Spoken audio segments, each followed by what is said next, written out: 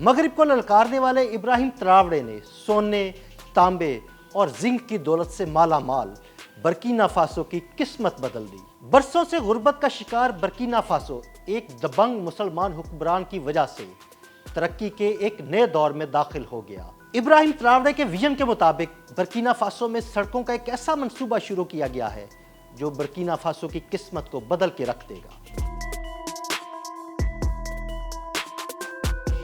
افریقہ کے مغرب میں واقع برکینا فاسو برسوں سے ترقی کی راہ پر گامزن ہونے کے خواب دیکھتا رہا، لیکن اب صدر ابراہیم تراورے کی قیادت میں یہ ملک ایک انقلابی قدم اٹھا چکا ہے۔ ملک بھر میں سڑکوں کی پائیدار اور کم لاگت تعمیر کے لیے برکینا فاسو نے جاپانی ڈونو تکنیک اپنا لی ہے، جس کا مطلب ہے زمین کو مضبوط تھیلے میں لپیٹنا۔ یہ طریقہ نہایت سادہ مگر مؤثر ہے۔ مقامی مٹی، ریت یا بجری کو مضبوط پلاسٹک کے تھیلوں میں بھر کے ہاتھ سے دبایا جاتا ہے اور پھر انہیں تہ در تہ اس انداز میں بچھایا جاتا ہے جیسے اینٹیں رکھی جاتی ہیں۔ یہ منصوبہ برکینا فاسو کی وزارت انفراسٹرکچر اور جاپان کی انٹرنیشنل کوآپریشن ایجنسی JICA کے اشتراک سے ممکن ہوا۔ یہ ٹیکنالوجی سڑکوں کو صرف مضبوط ہی نہیں بناتی بلکہ کم لاگت، کم وقت اور ماحولیاتی تحفظ کو بھی یقینی بناتی ہے۔ مضبوط اور پائیدار سڑکوں کا یہ منصوبہ صرف چند کلومیٹرز تک محدود نہیں بلکہ پورے ملک میں 5000 کلومیٹر طویل جدید شاہراہیں تعمیر کی جا رہی ہیں، جو دیہی علاقوں کو شہروں سے اور برکینا فاسو کو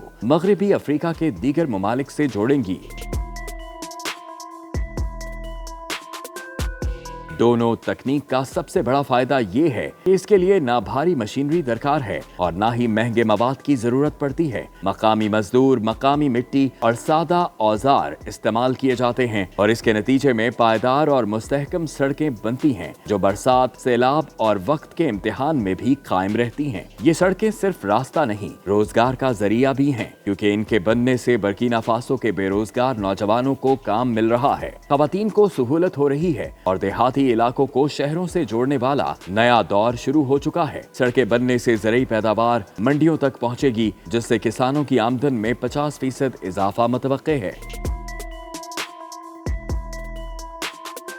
ہسپتالوں اور اسکولوں تک آسان رسائی سے انسانی ترقی میں انقلاب آئے گا۔ نئی سڑکوں کے ساتھ ساتھ بجلی، پانی اور انٹرنیٹ جیسے انفراسٹرکچر کی تنصیب بھی کی جا رہی ہے۔ سیاحت، سرمایہ کاری اور مقامی تجارت میں غیر معمولی بہتری آئے گی۔ فروری 2025 میں برکینا فاسو کے دارالحکومت اوگاڈوگو سمیت 17 اضلاع سے تعلق رکھنے والے نمائندے تربیتی سیشنز میں شریک ہوئے۔ صدر ابراہیم تراورے کے مطابق مقامی افراد کو تربیت دینا اور بیرونی شراکت داری کو مضبوط کرنا قومی ترقی کا بنیادی ستون ہے۔ اگرچہ ڈونو تکنیک کی کامیابی واضح ہے، لیکن ملک گیر سطح پر اسے نافذ کرنا ایک چیلنج ہے۔ مختلف علاقوں میں زمین کی نوعیت مختلف ہے، مواد کی یکسانیت یقینی بنانا ضروری ہے، مگر صدر تراورے پرعزم ہیں۔ ان کا ویژن ہے کہ برکینا فاسو کو افریقہ میں پائیدار انفراسٹرکچر کا رول ماڈل بنایا جائے۔ یہ صرف سڑکیں نہیں، ترقی کی راہیں ہیں۔ یہ صرف مٹی کے تھیلے نہیں، ایک قوم کی امیدیں ہیں۔ صدر ابراہیم تراورے کا یہ انقلابی قدم ثابت کر رہا ہے کہ سادہ سوچ، مقامی قوت اور عالمی تعاون سے بڑے خواب حقیقت بن سکتے ہیں۔